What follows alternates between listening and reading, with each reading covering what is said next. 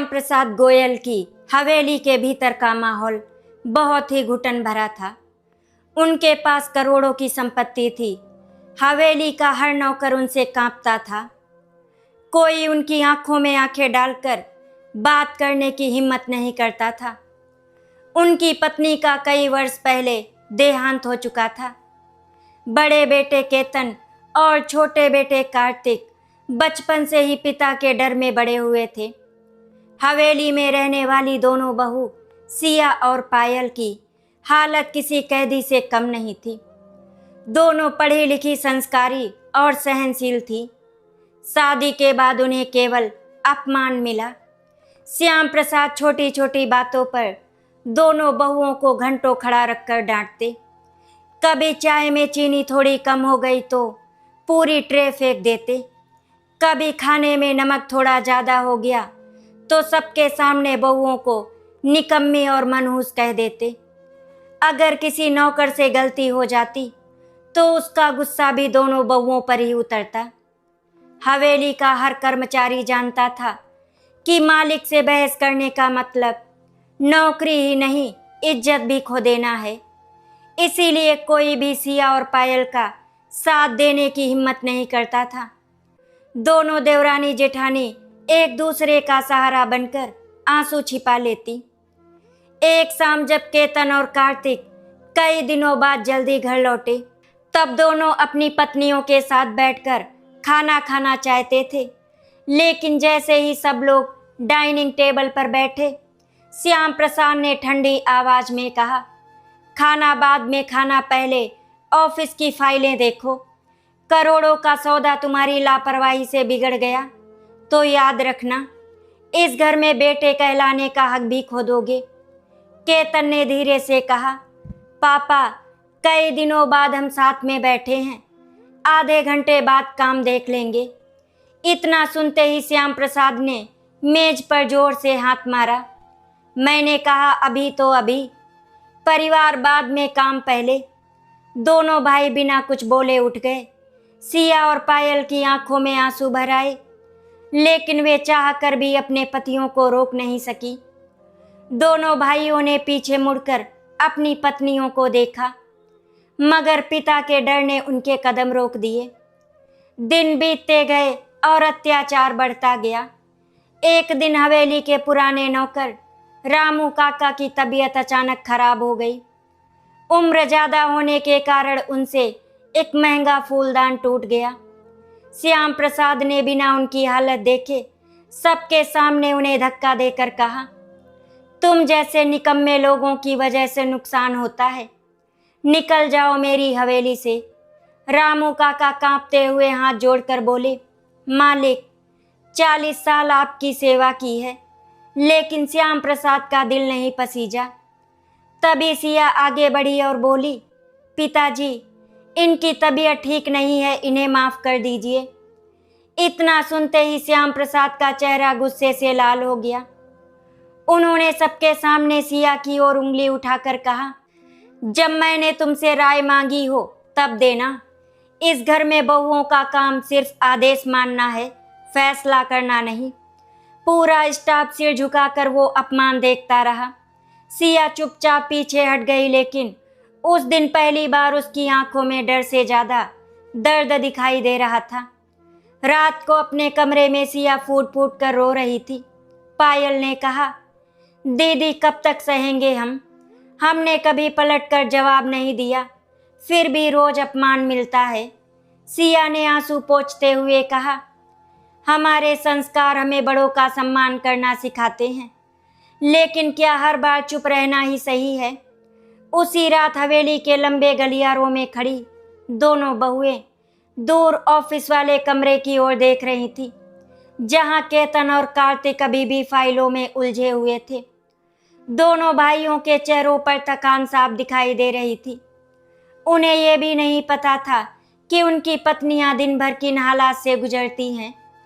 सिया ने धीमे स्वर में कहा, हम अपने पतियों को उनके पिता के खिलाफ कभी नहीं करेंगे, लेकिन अब जो हो रहा है उसे भी यूं ही नहीं चलने देंगे।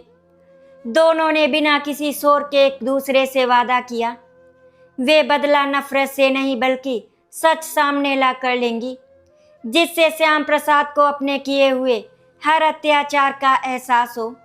वे जानती थी श्याम प्रसाद केवल अमीर और प्रभावशाली ही नहीं बल्कि बहुत चालाक इंसान भी हैं।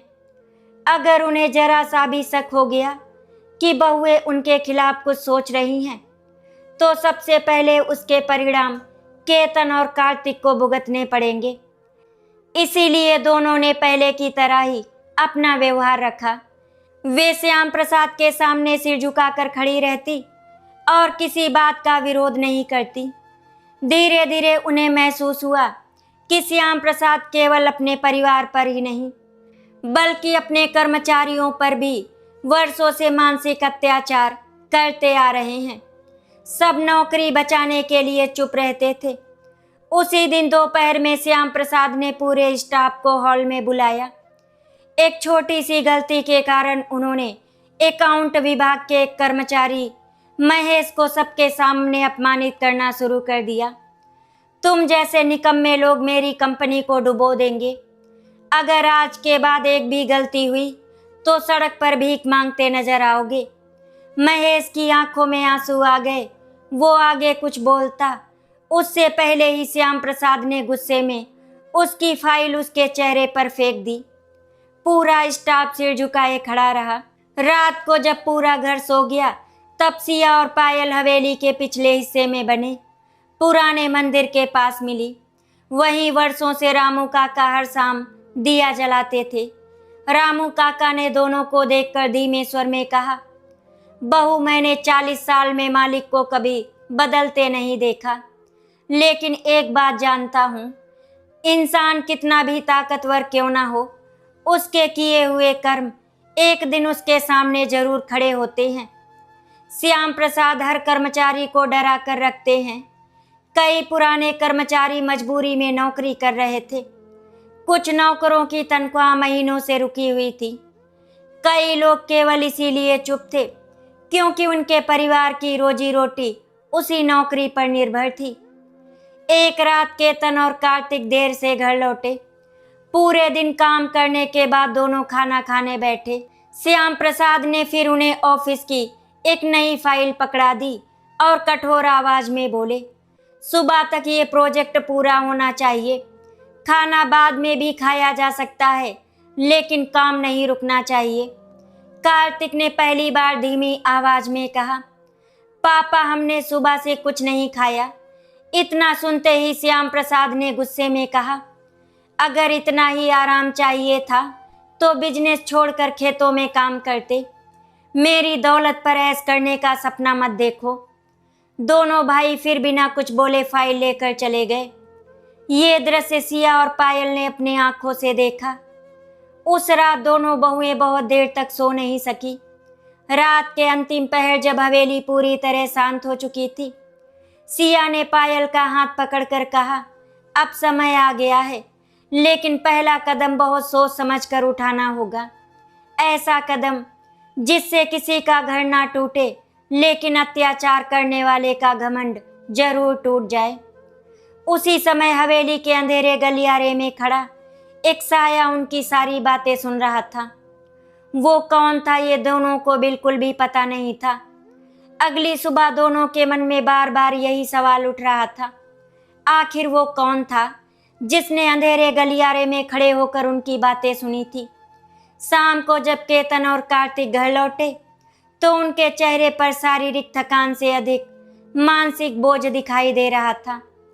खाने की मेज पर बैठते ही श्याम प्रसाद ने फिर अगले दिन की मीटिंग, नए प्रोजेक्ट और विदेशी निवेशकों की सूची सामने रख दी। केतन ने धीमे स्वर में कहा, पिताजी, क्या ये काम सुबह नहीं हो सकता? आज पूरे दिन लगातार मीटिंग थी। श्याम प्रसाद ने बिना उनकी ओर देखे कहा, थकान मेहनती लोगों को नहीं, बहानेबाजों को होती है। इतना कहकर वे उठकर चले गए। पूरा डाइनिंग हॉल एक बार फिर खामोश हो गया। सिया ने देखा कि केतन के हाथ कांप रहे थे। उसने पहली बार अपने पति के चेहरे पर वो दर्द देखा जिसे वे वर्षों से छिपाते आ रहे थे। कार्तिक ने भी बिना कुछ कहे पानी का ग्लास रखा। और सिर झुकाकर अपने कमरे की ओर बढ़ गया। उस रात चारों ने एक साथ खाना खाया, लेकिन किसी के मुंह से एक शब्द भी नहीं निकला। उस खामोशी में वर्षों का दबा हुआ दर्द साफ सुनाई दे रहा था। रात गहराने लगी। हवेली के अधिकांश लोग सो चुके थे। सिया धीरे से अपने कमरे से निकली और मंदिर के पास पहुंची, जहां पायल पहले से उसका इंतजार कर रही थी। दोनों कुछ देर तक मंदिर की सीढ़ियों पर बैठी रही। तभी मंदिर के पीछे से किसी के कदमों की हल्की सी आहट सुनाई दी। दोनों तुरंत चौंक कर खड़ी हो गई। कुछ ही क्षण बाद वहां रामू काका दिखाई दिए। उन्होंने दोनों की ओर देखा और शांत स्वर में बोले, डरिए मत, कल रात भी मैं ही था। ये सुनकर सिया और पायल ने राहत की सांस ली। सिया ने पूछा, काका आपने हमारी बातें सुनी थी? रामू काका ने सिर झुका लिया और बोले, हाँ सब सुना था, लेकिन मैं मालिक का नहीं, इस घर का आदमी हूँ। मैंने इस हवेली को बनते भी देखा है और टूटते भी। जब मालकिन जीवित थी तब ये घर स्वर्ग जैसा था। उनके जाने के बाद मालिक का स्वभाव पत्थर बनता चला गया। पहले वे इतने कठोर नहीं थे, धीरे धीरे दौलत का घमंड और अकेलापन उन्हें ऐसा बना गया कि उन्होंने रिश्तों को भी व्यापार समझ लिया। मैंने कई बार उन्हें समझाने की कोशिश की, लेकिन उन्होंने मेरी बात कभी नहीं सुनी। आज तुम दोनों को देखकर पहली बार लगा कि शायद भगवान ने इस घर को बचाने के लिए ही तुम्हें यहाँ भेजा है। लेकिन एक बात तुम्हें जाननी होगी, मालिक के जीवन में एक ऐसा राज छिपा है जिसे इस हवेली में केवल मैं जानता हूँ। अगर वो सच कभी सामने आया तो श्याम प्रसाद का वर्षों पुराना घमंड एक ही पल में चूर चूर हो जाएगा। लेकिन उस सच को सामने लाने का समय अभी नहीं आया। जल्दबाजी की तो पूरा परिवार बिखर जाएगा। सही समय आने दो। सिया और पायल एक दूसरे की ओर देखने लगी। उनके मन में अनगिनत सवाल उठने लगे। आखिर ऐसा कौन सा रहस्य था जिसे सुनकर श्याम प्रसाद जैसा शक्तिशाली इंसान भी टूट सकता था? रामू काका के चेहरे पर वर्षों का दर्द साफ दिखाई दे रहा था, लेकिन उन्होंने उससे अधिक कुछ भी बताने से इनकार कर दिया। वे केवल इतना कहकर वहां से चले गए, जिस दिन ये राज सामने आएगा उस दिन इस हवेली की तकदीर हमेशा के लिए बदल जाएगी। अगले कई दिनों तक सिया और पायल ने रामू काका की कही हुई बात को अपने मन में ही दबा कर रखा। दोनों जानती थी कि अगर उस रहस्य तक पहुंचना है तो जल्दबाजी करने से सब कुछ बिगड़ सकता है। इसीलिए उन्होंने पहले की तरह ही अपने काम जारी रखे। केतन और कार्तिक अब इतने थक चुके थे कि कई बार रात को अपने ही कमरे में बैठे बैठे सो जाते। सिया और पायल उन्हें देखकर भीतर ही भीतर रो पड़ती। दोनों चाहती थी कि उनके पति कम से कम कुछ देर चैन की नींद सो सके, लेकिन श्याम प्रसाद देर रात तक भी ऑफिस की फाइलें भिजवा देते। कई बार तो आधी रात में फोन करके दोनों भाइयों को दोबारा स्टडी रूम में बुला लेते।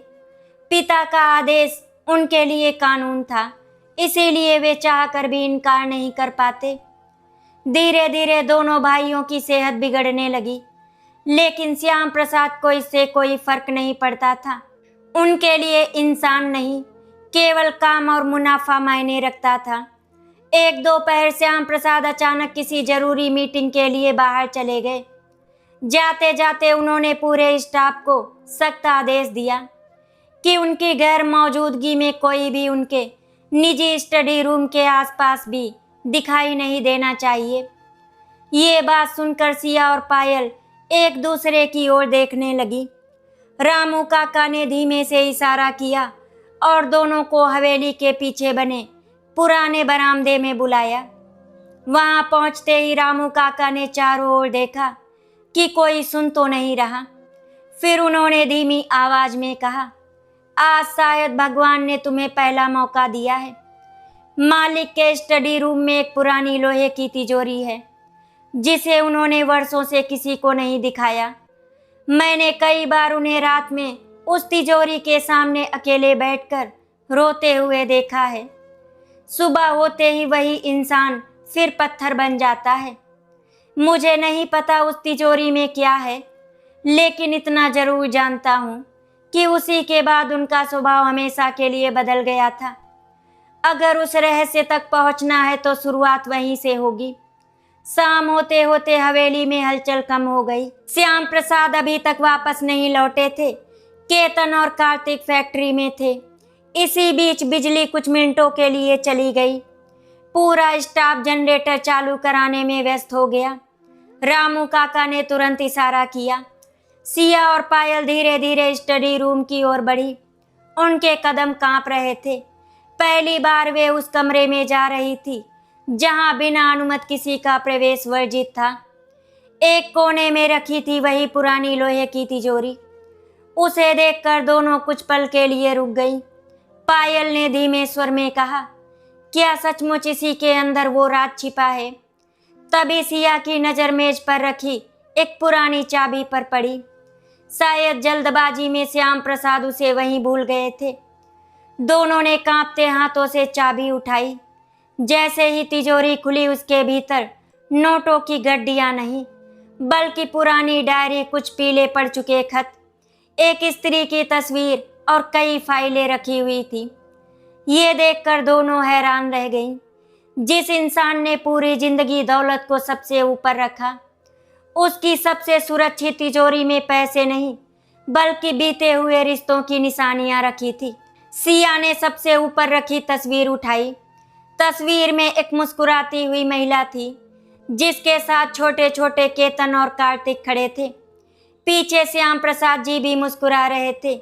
ये वही मुस्कान थी जो आज उनके चेहरे पर कहीं दिखाई नहीं देती थी। तस्वीर के पीछे लिखा था, मेरे परिवार की मुस्कान ही मेरी सबसे बड़ी दौलत है। ये पढ़ते ही दोनों एक दूसरे की ओर देखने लगी। क्या ये वही श्याम प्रसाद थे जो आज अपने ही परिवार की मुस्कान छीन चुके थे? पायल ने धीरे से डायरी खोली। पहले कुछ पन्नों पर परिवार की खुशियों का जिक्र था। फिर अचानक एक पन्ने पर लिखे शब्दों ने दोनों के दिल की धड़कन बढ़ा दी। अगर उस दिन मैंने गुस्से में वो फैसला नहीं लिया होता तो शायद आज मेरा परिवार मुझसे नफरत नहीं करता। मेरी सबसे बड़ी गलती ने मेरी पूरी जिंदगी बदल दी। आगे के पन्ने खाली नहीं थे, लेकिन तभी बाहर किसी के कदमों की तेज आवाज सुनाई दी। दोनों घबरा गईं। सिया ने जल्दी से डायरी बंद की, तस्वीर और सारे कागज वहीं रखे, तिजोरी बंद की और चाबी वापस मेज पर रख दी। दोनों जैसे ही कमरे से बाहर निकली, सामने श्याम प्रसाद खड़े थे। उनकी तेज नजरें सीधे सिया और पायल पर टिक गईं। श्याम प्रसाद ने कठोर आवाज में पूछा, तुम दोनों यहाँ क्या कर रही थी? सिया और पायल के गले से आवाज ही नहीं निकली। पायल ने किसी तरह खुद को संभालते हुए कहा, पिताजी हम आपको ढूंढ रहे थे। श्याम प्रसाद ने बिना कुछ कहे स्टडी रूम का दरवाजा खोला, भीतर गए और तिजोरी को देखा। फिर बाहर आकर दोनों की ओर घूरने लगे। उनके चेहरे पर शक साफ दिखाई दे रहा था। कुछ पल बाद उन्होंने गूंजती हुई आवाज में कहा, आज से इस घर का कोई भी सदस्य मेरी अनुमति के बिना इस कमरे के आसपास भी दिखाई नहीं देगा। अगर किसी ने मेरी बात नहीं मानी तो उसका इस घर में रहना मुश्किल कर दूंगा। रात को सिया और पायल अपने कमरे में बैठी थी। दोनों के हाथ अब भी कांप रहे थे। अब उन्हें यकीन हो गया था कि श्याम प्रसाद के पत्थर जैसे व्यवहार के पीछे कोई बहुत बड़ा अतीत छिपा है। वो डायरी अधूरी पढ़ी गई थी, लेकिन उसके कुछ शब्द ही ये बताने के लिए काफी थे कि श्याम प्रसाद अपने जीवन की किसी बहुत बड़ी गलती का बोझ आज भी ढो रहे हैं। अगले दिन हवेली का माहौल पहले से भी अधिक भारी था। श्याम प्रसाद की आंखों में संदेह साफ दिखाई दे रहा था। उन्होंने बिना कुछ कहे स्टडी रूम की चाबी बदल दी, तिजोरी पर नया डिजिटल लॉक लगवा दिया और पूरे घर में अतिरिक्त सीसीटीवी कैमरे लगने लगे। नौकर चाकर आपस में फुसफुसा रहे थे कि मालिक पहले से भी ज्यादा गुस्से में हैं। सिया और पायल ने ये महसूस कर लिया था कि अब वे सीधे उस तिजोरी तक कभी नहीं पहुंच पाएंगी। लेकिन उस डायरी के कुछ शब्द उनके मन में बार बार गूंज रहे थे। अगर उस दिन मैंने गुस्से में वो फैसला ना लिया होता। आखिर ऐसा कौन सा फैसला था जिसका पछतावा श्याम प्रसाद को वर्षों बाद भी अंदर ही अंदर खाए जा रहा था। उसी शाम रामू काका चुपचाप सिया और पायल को हवेली के पीछे बने पुराने बगीचे में ले गए। वहां पर एक विशाल बरगद का पेड़ था, जिसके नीचे कभी श्याम प्रसाद जी की पत्नी पूरे परिवार के साथ शाम बिताया करती थी। उन्होंने कांपती हुई आवाज में कहना शुरू किया, बहू, आज जो श्याम प्रसाद तुम्हें दिखाई देते हैं वे हमेशा से ऐसे नहीं थे। जब मालकिन जीवित थी तब मालिक की पहचान उनके गुस्से से नहीं बल्कि उनके बड़े दिल से होती थी। फैक्ट्री के कर्मचारियों के बच्चों की पढ़ाई का खर्च वे उठाते थे।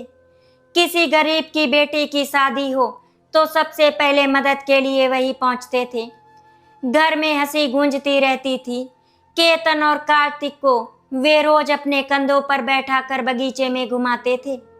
शाम होते ही काम छोड़कर सीधे परिवार के बीच आ जाते थे। मालकिन कहती थी कि इंसान की असली दौलत उसका परिवार होता है और मालिक भी उसी बात पर विश्वास करते थे। लेकिन फिर एक ऐसा दिन आया जिसने सब कुछ बदल दिया। रामू काका कुछ क्षणों के लिए चुप हो गए। उनकी आवाज भर्रा गई। उन्होंने गहरी सांस ली और आगे कहा, करीब 25 साल पहले कंपनी बहुत बड़े घाटे में चली गई थी। करोड़ों रुपए का नुकसान हुआ था। उसी समय एक बड़े विदेशी निवेशक ने मालिक के सामने शर्त रखी, अगर वे एक विवादित जमीन का सौदा कर ले तो कंपनी बच जाएगी। मालकिन ने उन्हें समझाया था कि वो जमीन गरीब किसानों की थी, उसे जबरन लेना गलत होगा। उन्होंने मालिक से कहा था, दौलत दोबारा कमाई जा सकती है, लेकिन गलत फैसले का पाप जिंदगी भर पीछा करता है। लेकिन उस समय मालिक के सिर पर कंपनी बचाने का जुनून सवार था। उन्होंने गुस्से में मालकिन की बात अनसुनी कर दी और वही सौदा कर लिया। उस फैसले के बाद कंपनी तो बच गई, लेकिन कई गरीब परिवार उजड़ गए। मालकिन उस बात से अंदर ही अंदर टूट गई। उन्होंने कई दिनों तक मालिक से बात नहीं की। एक दिन दोनों के बीच बहुत बड़ा झगड़ा हुआ। गुस्से में मालिक ने ऐसी कठोर बातें कह दी जो उन्हें कभी नहीं कहनी चाहिए थी। मालकिन रोती हुई अपनी कार लेकर घर से निकल गई। रास्ते में उनकी कार का भयानक हादसा हो गया और हादसे में उन्होंने हमेशा के लिए दुनिया छोड़ दी। रामू काका की आंखों से आंसू बहने लगे। सिया और पायल भी स्तब्ध रह गई। उन्होंने कभी सोचा भी नहीं था कि श्याम प्रसाद के कठोर स्वभाव के पीछे इतना दर्दनाक अतीत छिपा होगा। रामू काका ने आगे कहा, मालिक ने उस दिन के बाद कभी खुलकर आंसू नहीं बहाए। उन्होंने खुद को सिर्फ काम में झोंक दिया। उन्हें लगता था कि भावनाएं इंसान को कमजोर बना देती हैं। उन्होंने अपने दिल के दरवाजे बंद कर दिए। धीरे धीरे वही दर्द गुस्से में बदल गया। वे अपने बेटों से भी दूर होते चले गए। उन्हें डर था कि अगर वे फिर किसी से प्यार करेंगे तो उसे भी खो देंगे। लेकिन उन्होंने ये नहीं समझा कि लोगों को खोने का सबसे आसान तरीका उन्हें प्यार ना देना होता है। रामू काका की बात खत्म होते ही सिया और पायल लंबे समय तक खामोश बैठी रहीं। उनके मन में पहली बार श्याम प्रसाद के लिए केवल गुस्सा नहीं बल्कि दया भी जागी। उन्हें एहसास हुआ कि एक गलत फैसला और एक पल का क्रोध किसी इंसान की पूरी जिंदगी बदल सकता है। लेकिन उसी क्षण सिया ने दृढ़ स्वर में कहा, काका, दर्द किसी को निर्दयी बनने का अधिकार नहीं देता। पिताजी ने जो सहा वो दुखद है, लेकिन उन्होंने अपने दर्द की सजा पूरे परिवार को दी है। केतन भैया, कार्तिक, हम दोनों, यहाँ तक कि इस हवेली का हर कर्मचारी वर्षों से उनके गुस्से का बोझ उठा रहा है। अगर उन्हें अपनी गलती का सचमुच पछतावा है तो अब समय आ गया है कि वे उससे भागना बंद करें। उन्हें अपने किए का सामना करना होगा ताकि वे अपने परिवार का दर्द महसूस कर सकें। उसी समय हवेली का एक नौकर दौड़ता हुआ बगीचे में पहुंचा। उसने हाँफते हुए कहा, बड़ी बहू छोटी बहू जल्दी चलिए। छोटे मालिक ऑफिस में अचानक बेहोश होकर गिर पड़े, उनको अस्पताल लेकर गए हैं। ये सुनते ही सिया, पायल और रामू काका के पैरों तले जमीन खिसक गई। दोनों बिना एक पल गवाए अस्पताल की ओर दौड़ पड़ी। अस्पताल पहुंचते ही सिया, पायल, केतन और रामू काका सीधे आईसीयू के बाहर पहुंचे। कार्तिक बेहोश था। डॉक्टरों की पूरी टीम उसका इलाज कर रही थी। पायल की हालत ऐसी हो गई थी कि उसके पैरों में खड़े रहने की भी ताकत नहीं बची। वो आईसीयू के शीशे से अपने पति को देख रही थी, जिसकी सांसें मशीनों के सहारे चल रही थी। उसके हाथ कांप रहे थे, आंखों से आंसू लगातार बह रहे थे और उसके मन में बार बार यही सवाल उठ रहा था कि आखिर उसके पति की क्या गलती थी। उसने तो हमेशा अपने पिता के हर आदेश का पालन किया, कभी उनकी बात नहीं टाली, कभी अपने लिए आराम नहीं मांगा। फिर भी आज उसकी ये हालत क्यों हो गई? सिया ने उसे अपने गले से लगा लिया, लेकिन उसके अपने आंसू भी रुक नहीं रहे थे। दूसरी ओर केतन अपने छोटे भाई को उस हालत में देखकर भीतर ही भीतर बिखर चुका था। उसे पहली बार महसूस हुआ कि जिस चुप्पी को वो वर्षों से अपना कर्तव्य समझता रहा, वही चुप्पी आज उसके भाई की जान पर बनाई है। वो दीवार से सिर टिकाकर खड़ा था और खुद को कोस रहा था। अगर उसने पहले ही अपने पिता के सामने आवाज उठाई होती तो शायद आज कार्तिक इस हालत में नहीं होता।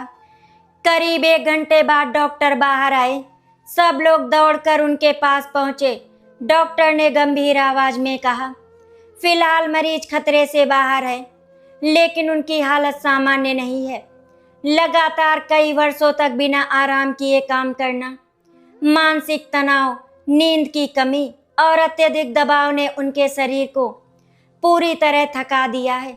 अगर इन्होंने अब भी अपनी जीवन शैली नहीं बदली तो अगली बार स्थिति इससे कहीं ज़्यादा गंभीर हो सकती है। इन्हें कम से कम कुछ महीनों तक पूरा आराम चाहिए। सबसे ज़रूरी बात यह है कि इन्हें मानसिक शांति मिले, वरना दवाइयाँ भी ज़्यादा असर नहीं करेंगी।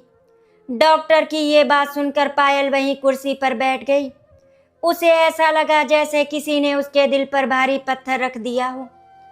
केतन ने पहली बार अपने आंसू नहीं रोके। वो समझ गया था कि उसका छोटा भाई किसी बीमारी से नहीं, बल्कि अपने ही पिता के बनाए हुए बोझ से टूटा है। इतने में अस्पताल के मुख्य दरवाजे से तेज कदमों की आवाज आई। श्याम प्रसाद अंदर आए। उनके साथ कंपनी के कुछ वरिष्ठ अधिकारी भी थे।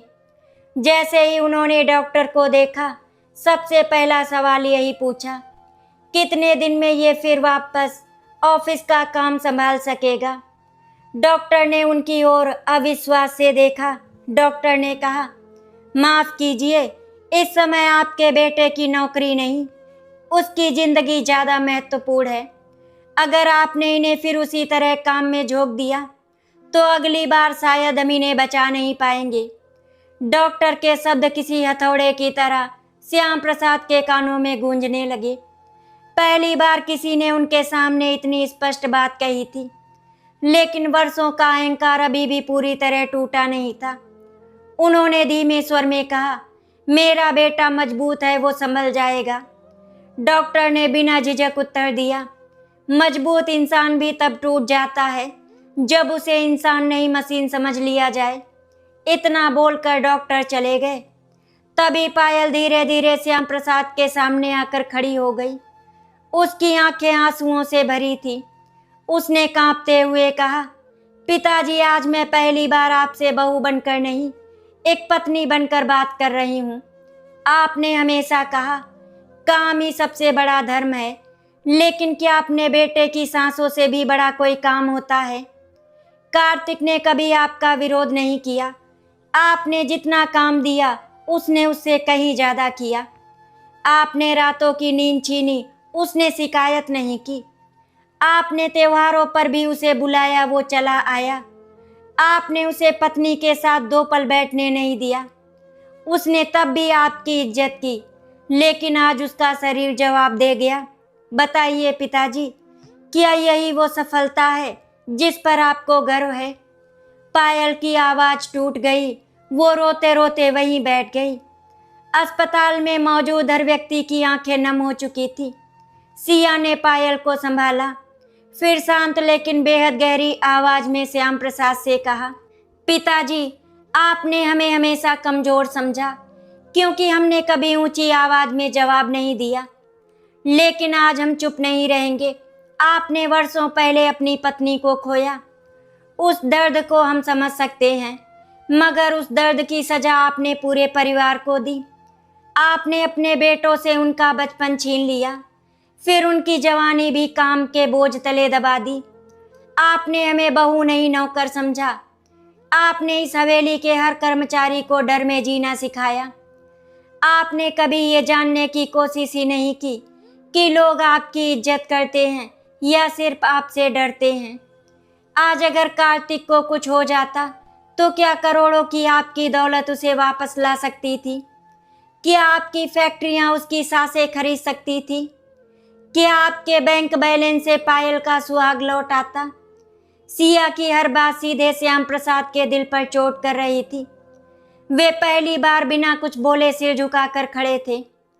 उसी समय आईसीयू का दरवाजा खुला और डॉक्टर ने परिवार के 2 लोगों को अंदर आने की अनुमति दी। पायल और श्याम प्रसाद अंदर गए। कार्तिक को होश आ चुका था, लेकिन वो बहुत कमजोर था। उसने धीरे धीरे आंखें खोली। सबसे पहले उसकी नजर अपने पिता पर पड़ी। वर्षों से मन में दबे हुए भाव पहली बार उसकी आंखों में उतर आए। उसने बहुत धीमी आवाज में कहा, पापा, मैं हमेशा चाहता था कि एक दिन आप मुझसे पूछे कि मैं कैसा हूँ। मुझे आपकी दौलत नहीं चाहिए थी। बस एक बार एक पिता की तरह मेरे सिर पर हाथ रख देते तो शायद आज मैं इतना अकेला महसूस नहीं करता। इतना कहकर उसकी आंखों से आंसू बहने लगे। श्याम प्रसाद के हाथ कांप उठे। वे धीरे धीरे अपने बेटे के सिर पर हाथ रखने लगे। उनकी आंखों से भी आंसू निकल पड़े। शायद कई वर्षों बाद वे पहली बार रो रहे थे। आईसीयू के बाहर खड़ी सिया ने शीशे से उस पार का दृश्य देखा। वो समझ गई कि श्याम प्रसाद का घमंड पहली बार सचमुच दरकना शुरू हो गया है। लेकिन उन्हें यह भी एहसास था कि केवल आंसू बहा देने से वर्षों के अत्याचार का हिसाब पूरा नहीं होता। अभी बहुत कुछ बाकी था। अस्पताल से कार्तिक के घर लौटने में लगभग 10 दिन लगे। डॉक्टर ने सख्त हिदायत दी थी कि उन्हें किसी भी प्रकार का तनाव नहीं दिया जाएगा। कम से कम 3 महीने तक वे कंपनी में किसी काम को हाथ नहीं लगाएंगे। पहली बार श्याम प्रसाद ने डॉक्टर की बात का विरोध नहीं किया। उन्होंने कंपनी की कई मीटिंग रद्द कर दी, लेकिन उनके चेहरे पर जो खामोशी थी वो पहले वाली कठोर खामोशी नहीं थी। अब उसमें बेचैनी, पछतावा और अपने ही किए हुए कर्मों का बोझ था। हवेली में रहने वाले सभी लोग ये बदलाव महसूस कर रहे थे। नौकरों से वे अब पहले की तरह ऊंची आवाज में बात नहीं करते थे, मानो उनके भीतर का अहंकार हर पल उनसे लड़ रहा हो। लेकिन सिया और पायल जानती थी कि ये बदलाव अभी अधूरा है। जब तक श्याम प्रसाद अपने अतीत का सामना नहीं करेंगे, तब तक उनका परिवर्तन भी अधूरा रहेगा। एक शाम रामू काका चुपचाप सिया और पायल के कमरे में आए। उनके हाथ में एक पुराना लिफाफा था। उन्होंने कांपते हुए हाथों से वो लिफाफा सिया को देते हुए कहा, अब समय आ गया है कि तुम दोनों ये देखो। मुझे लगता है कि ये उसी डायरी से जुड़ा हुआ है। शायद मालिक ने इसे कभी किसी को दिखाना ही नहीं चाहा। सिया ने सावधानी से लिफाफा खोला। उसके अंदर एक पुराना पत्र और डायरी का आखिरी फटा हुआ पन्ना रखा था। पढ़ने पर श्याम प्रसाद की लिखावट थी। सिया ने पढ़ना शुरू किया और कमरे में गहरा सन्नाटा छा गया। आज सावित्री को गए हुए 6 महीने हो गए। हर रात मैं उसी दिन को याद करता हूँ जब मैंने गुस्से में उसे रोकने की जगह अपमानित किया। अगर मैं उस दिन केवल एक बार उससे माफ़ी मांग लेता तो शायद वो घर के बाहर ही न जाती। उसकी मौत का सबसे बड़ा दोषी मैं हूँ। भगवान ने मुझे दौलत तो वापस दे दी, लेकिन मेरी सबसे बड़ी दौलत हमेशा के लिए छीन ली। मैंने उसी दिन फैसला किया कि अब मैं किसी से प्यार नहीं करूँगा, क्योंकि जिसे भी प्यार किया उसे खो दिया। लेकिन मैंने दूसरों को नहीं, सबसे ज़्यादा अपने बेटों को सजा दी है। अगर कभी वे ये पढ़ना पढ़े तो उनसे कहना, उनका पिता उनसे बहुत प्यार करता था, बस कभी कह नहीं पाया। ये पढ़ते पढ़ते सिया, पायल और रामू काका तीनों की आंखों में आंसू बहने लगे। लेकिन उसी लिफाफे में रखा दूसरा पत्र पढ़कर वे और भी अधिक स्तब्ध रह गए। वो पत्र सावित्री जी का था, जो उन्होंने अपनी मृत्यु के कुछ घंटे पहले लिखा था। उसमें लिखा था, श्याम, अगर ये पत्र तुम्हें मिले तो समझ लेना कि मैं तुमसे नाराज जरूर हूँ, लेकिन तुमसे नफरत कभी नहीं कर सकती।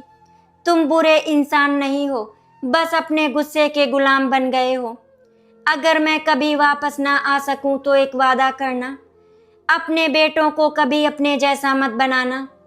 उन्हें प्यार देना, समय देना, और ये एहसास कभी मत होने देना कि दौलत रिश्तों से बड़ी होती है। अगर तुम ऐसा नहीं कर पाए तो समझना कि उस दिन केवल मेरी नहीं, पूरे परिवार की हार हो जाएगी। ये पत्र पढ़ते ही सिया के हाथ कांपने लगे। उसने धीमे स्वर में कहा, दीदी, पिताजी ने अपनी पत्नी की आखिरी इच्छा भी पूरी नहीं की। उसी समय कमरे के बाहर किसी के कदमों की आहट सुनाई दी। तीनों ने मुड़कर देखा तो दरवाजे पर श्याम प्रसाद खड़े थे। उनके चेहरे पर दर्द साफ दिखाई दे रहा था। शायद वे दरवाजे के बाहर खड़े होकर सब सुन चुके थे। उनकी नज़र जैसे ही सावित्री के पत्र पर पड़ी, उनके हाथ कांपने लगे। वे धीरे धीरे आगे बढ़े और कांपती हुई आवाज में बोले, ये पत्र तुम्हें कहाँ मिला? रामू काका ने सच बता दिया। श्याम प्रसाद ने वो पत्र अपने हाथों में लिया। जैसे जैसे वे हर पंक्ति पढ़ते गए, उनकी आंखों से आंसू लगातार बहते गए।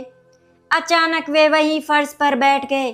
करोड़ों का मालिक, जिसके सामने बड़े बड़े उद्योगपति सिर झुकाते थे, आज पहली बार अपने ही घर में बुरी तरह टूट चुका था। वे फूट फूट कर रोते हुए कहने लगे, सावित्री, मैं हार गया। मैंने तुम्हारा हर वादा तोड़ दिया।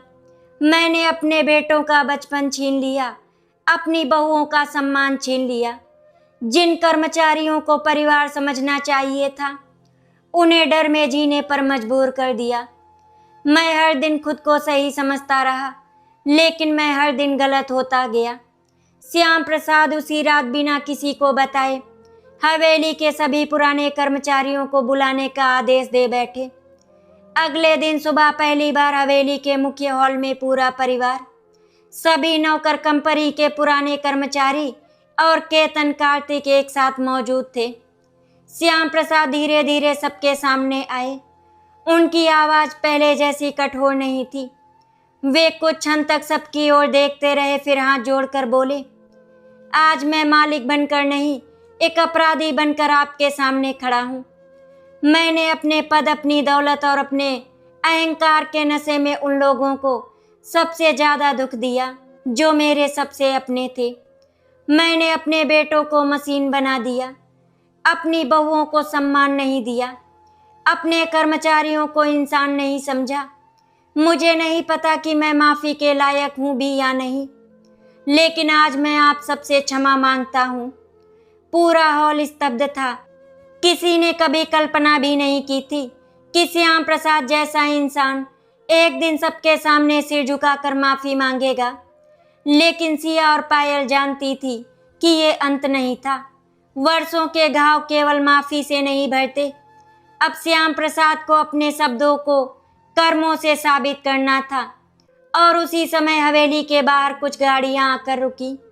उनमें से कुछ ऐसे लोग उतरे जिन्हें देखकर रामू काका के चेहरे का रंग उड़ गया। उन्होंने घबरा कर धीमे स्वर में कहा, ये वही किसान परिवार है जिनकी जमीन छीनकर ये साम्राज्य खड़ा किया गया था। पूरा परिवार एक दूसरे की ओर देखने लगा। हवेली के मुख्य द्वार पर खड़ी गाड़ियों से धीरे धीरे कई परिवार नीचे उतरे। उनके साधारण कपड़े थे, चेहरों पर समय की मार साफ दिखाई दे रही थी। और आंखों में वर्षों का दर्द जमा हुआ था। जैसे ही वे अंदर आए, पूरे हॉल में गहरा सन्नाटा छा गया। रामू काका ने धीमी आवाज में कहा, मालिक, ये तो वही लोग हैं ना जिनकी जमीन 25 साल पहले कंपनी के विस्तार के नाम पर चली गई थी। उस दिन आपने कागजों के सहारे सौदा तो जीत लिया था, लेकिन इन लोगों की जिंदगी हार गई थी। सामने खड़े एक बुजुर्ग किसान की आंखों में आंसू थे। उन्होंने कांपती हुई आवाज में कहा, श्याम बाबू, हम आज लड़ने नहीं आए। हमारी उम्र अब लड़ने की नहीं रही। हम तो बस ये देखने आए हैं कि क्या इतने सालों बाद भी आपको उस दिन की कोई याद है। उनकी बात सुनते ही श्याम प्रसाद की नजरें झुक गईं। पहली बार उन्हें महसूस हुआ कि वर्षों पहले किया गया एक फैसला केवल एक व्यापारिक सौदा नहीं था, बल्कि कई परिवारों के सपनों का अंत था। उनकी आंखों के सामने अपनी पत्नी सावित्री का चेहरा घूमने लगा, जिन्होंने उन्हें यही कदम उठाने से रोका था। श्याम प्रसाद धीरे धीरे उन किसानों के सामने पहुंचे। उन्होंने बिना कुछ कहे दोनों हाथ जोड़ दिए। उनकी आंखों से आंसू लगातार बह रहे थे। कुछ क्षण तक वे बोल ही नहीं पाए। फिर भर्राई हुई आवाज में कहा, मैंने बहुत बड़ी भूल की। उस समय मुझे लगा था कि मैं अपनी कंपनी बचा रहा हूँ, लेकिन सच तो ये है कि मैंने अपनी इंसानियत भी खो दी थी। मैंने केवल आपकी जमीन नहीं छीनी, बल्कि आपके बच्चों का भविष्य भी छीन लिया।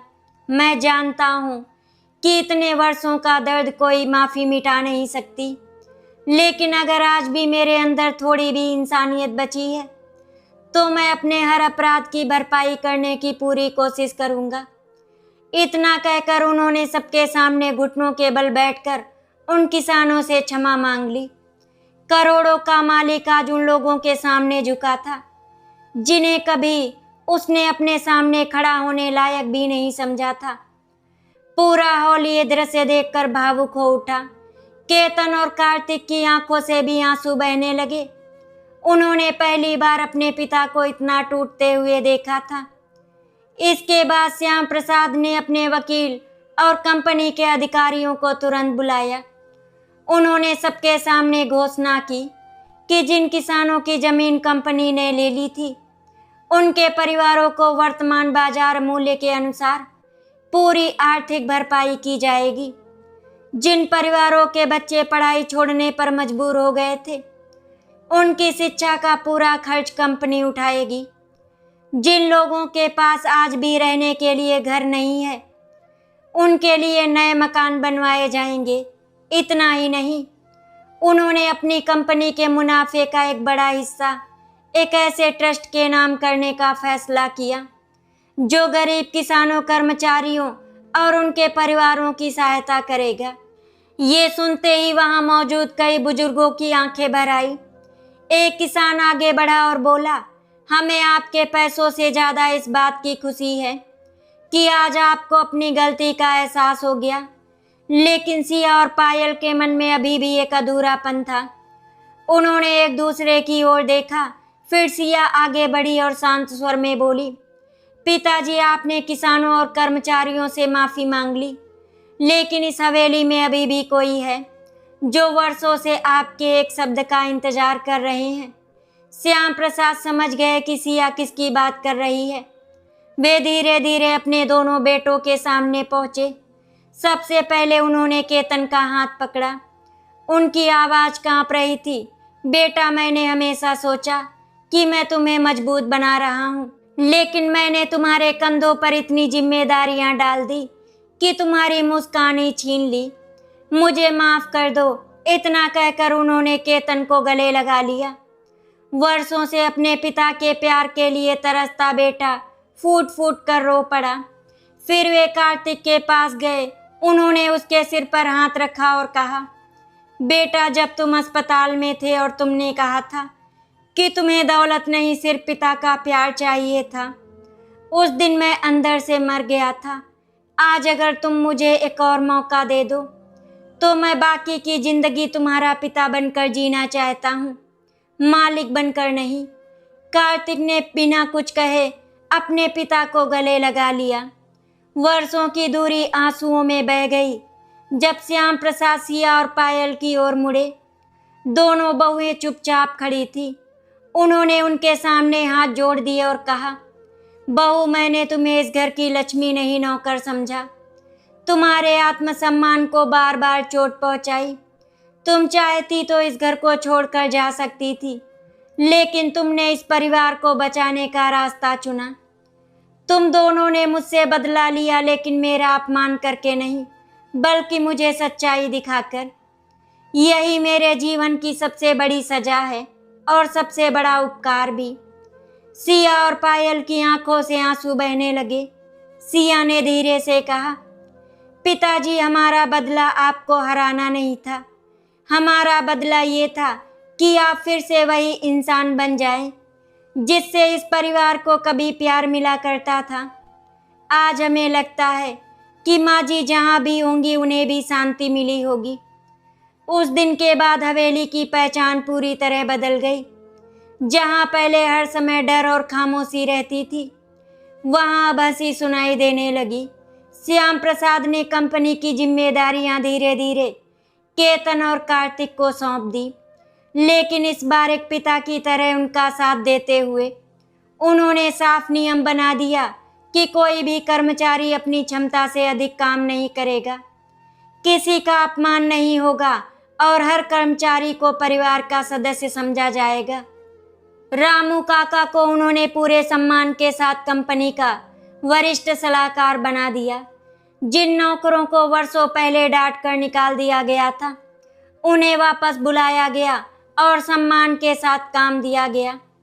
कुछ महीनों बाद हवेली में एक छोटी सी खुशी आई। पायल ने एक बेटे को जन्म दिया। जब नर्स ने उस नन्हे बच्चे को श्याम प्रसाद की गोद में दिया तो उनकी आंखों से आंसू निकल आए। उन्होंने बच्चे को सीने से लगाते हुए कहा, मैं वादा करता हूँ कि इस बच्चे को डर नहीं, केवल प्यार मिलेगा। पूरा परिवार मुस्कुरा रहा था। सिया ने पायल का हाथ थाम लिया। दोनों की आंखें मिली और बिना कुछ कहे ही दोनों समझ गईं कि उनका बदला पूरा हो चुका है। उन्होंने किसी को बर्बाद नहीं किया, बल्कि एक टूटे हुए परिवार को फिर से जोड़ दिया। अहंकार इंसान को शक्तिशाली नहीं बनाता, बल्कि धीरे धीरे उसे अपने ही लोगों से दूर कर देता है। सच्ची जीत बदला लेने में नहीं, बल्कि किसी को उसकी गलती का एहसास दिलाकर उसे बेहतर इंसान बनाने में है। आशा करती हूँ आपको हमारी कहानी अच्छी लगी होगी। अगर आपको हमारी कहानी अच्छी लगी तो वीडियो को लाइक एंड शेयर करें, चैनल को सब्सक्राइब करें। वीडियो देखने के लिए आप सभी का बहुत बहुत धन्यवाद।